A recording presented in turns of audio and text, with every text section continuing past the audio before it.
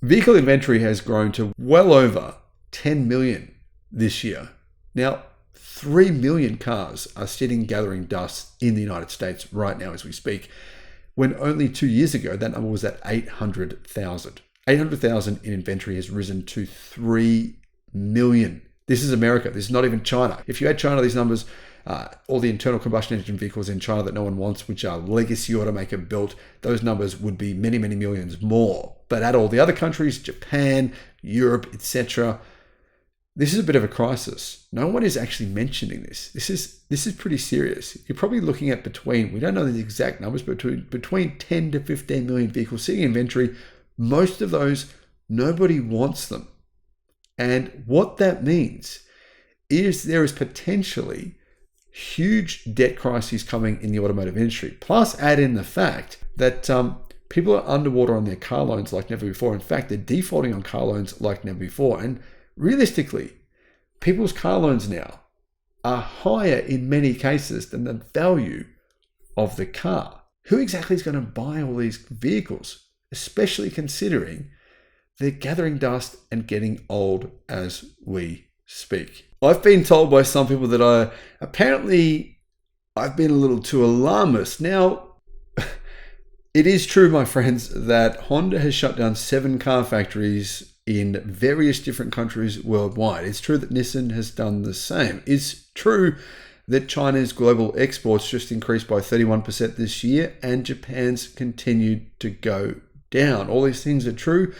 And it's also true that automakers are sitting on 57% more cars than last year. In fact, global inventory stockpiles have hit more than 3 million cars. That doesn't include the literal car cities that are in China. When I say car cities in China, we're talking thousands and thousands of parked internal combustion cars. Now, if you think they're EVs, guys, think again. The sales of EVs in China have risen starkly this year. In fact, to the point where now 50% of all car sales in China are fully electric. So here's the thing. Internal combustion cars, who manufactures them predominantly? Who makes internal combustion cars? The United States, Japan, and European car companies.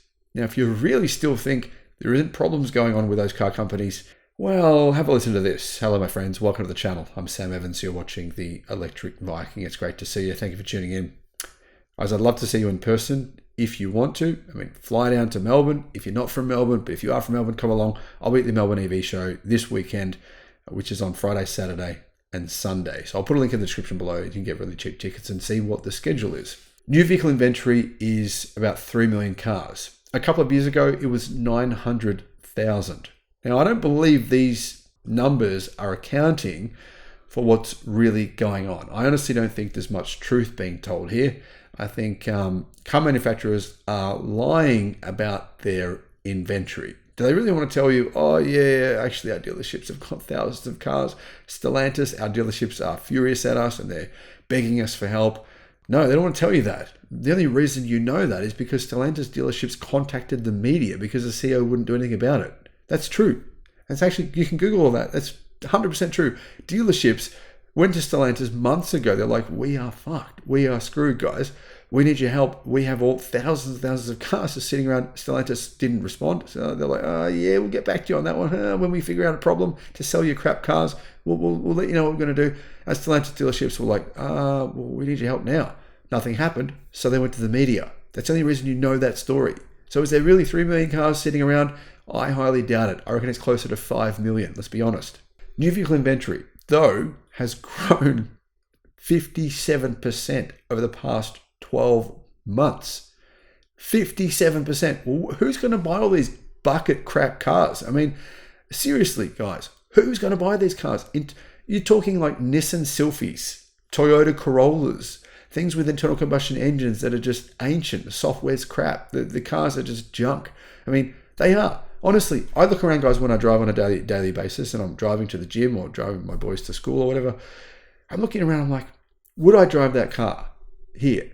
I'm like, no, I wouldn't. I'd prefer to ride my freaking electric skateboard than drive that thing. There's so many cars and I think, would you really want that? I mean, you'd have to be so desperate. Anyway, automakers, what I think is going to be a challenge for them. They need parking lots to park all these vehicles in, right? The media is probably going to come and tell you that these are EVs, but they're not. Global car sales, global EV sales have risen 20% this year, right? The car market has not grown worldwide, but EV sales have gone up 20%. That is science. That's math. Sorry, not science. That is maths. What does that mean? I mean, the only possibility that means is that internal combustion engine vehicle sales went down, right?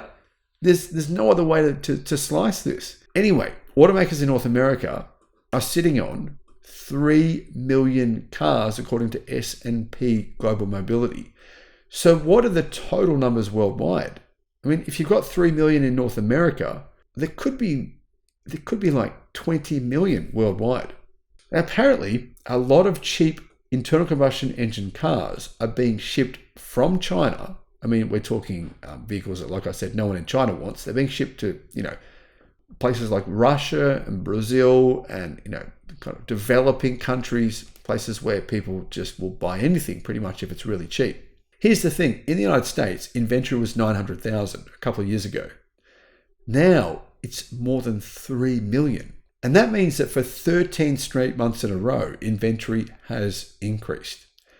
Now, that means there's a huge choice for customers. So it's good for you, but it's not so good for manufacturers or dealerships. Here's a chart, guys, which is from S&P Global Mobility Line. Like I said, this is just for America. I think it could be worse for other places, though, because keep in mind that Japan is exporting less vehicles, but the Japanese car market has shrunk. It's shrinking. I mean, Japan's population is shrinking as well, so that makes sense. So I think we're probably looking at multiple countries worldwide with huge stockpiles of cars. Interestingly, you can see, guys, inventory for certain types of vehicles has risen drastically. Full size has gone up, as you can see in this chart here. Inventory for half-ton pickups has gone up significantly, subcompacts, but the most inventory is for compact utility, or I think small to medium SUVs.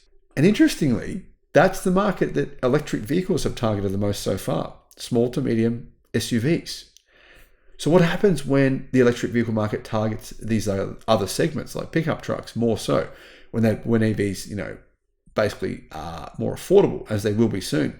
Well, that'll mean those markets will suffer as well. We're going to see charts like this coming out from places saying inventory has risen sharply for internal combustion engine vehicles in these segments. Oh, is it just a funny correlation, a funny coincidence that electric vehicle sales have risen in that segment? Of course, it won't be. Thanks for watching.